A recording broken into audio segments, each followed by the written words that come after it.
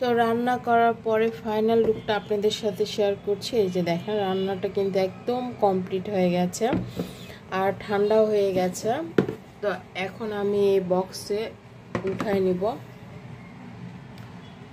তো কি করছি না করছি অবশ্যই আপনাদের সাথে শেয়ার করব। সবাই সাথেই থাকুন, পাশেই থাকুন আর দেখতে থাকুন। দেখেন কালারটা কিন্তু অনেক সুন্দর হয়েছে, আসলে ক্যামেরাতে এত ভালো আসছে না। তো এখন আমি বক্সে উঠিয়ে নিচ্ছি। আর গ্রেভিটা দেখেন, মানে এই গ্রেভি দিয়েই খাওয়া যাবে কিন্তু। তো এখানে বেগুন ভাজা চলছে, এই যে আমি এটা করছি। আর এখানে চুই ঝাল দিয়ে হাঁস রান্না করা হচ্ছে।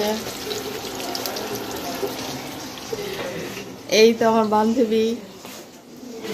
আর এখানে এটা হচ্ছে ওয়ান ডিশ পার্টি। এই যে আমাদের জন্য আমার এক বান্ধবী কেক নিয়ে আসছে, ফ্রেন্ডস ফরএভার।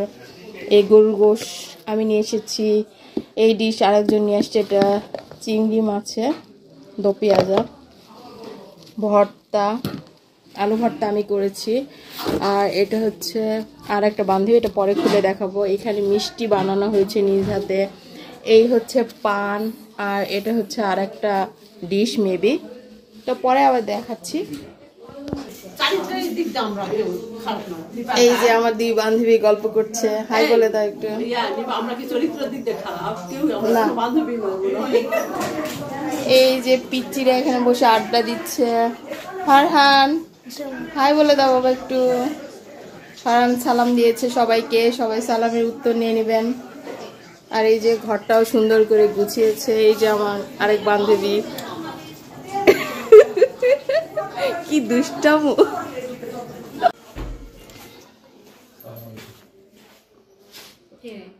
জি জি আপনার এটা আসছে না, ভিডিও করছিস নাকি?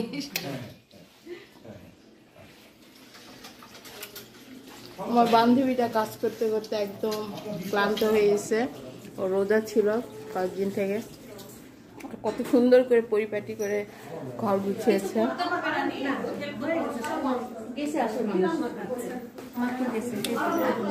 এই যে দুই বান্ধবীর কি ভালোবাসা, ইস।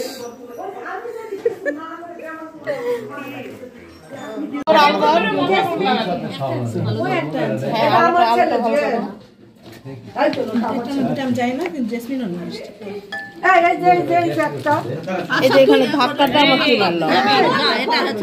কে মারলো? এটা এখনো গরম করা হয়নি, মাইক্রোওভেনে গরম করা হবে। এই যে আমার বান্ধবী মিষ্টি বানিয়ে এনেছে, খুবই মজা, একদম মনে হচ্ছে যে রেস্টুরেন্টের মতো। সত্যি আমি একটা খেয়ে দেখেছি।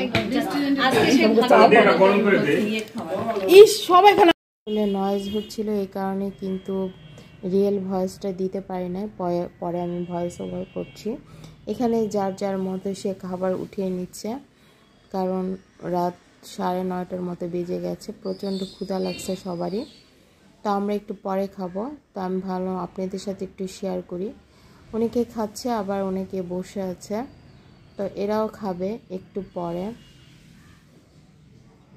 ওই যে দেখতে পাচ্ছেন, ওটা হচ্ছে জয়পুরহাট রেল স্টেশন। একটু জুম করে দেখালাম, দাঁড়া আসি।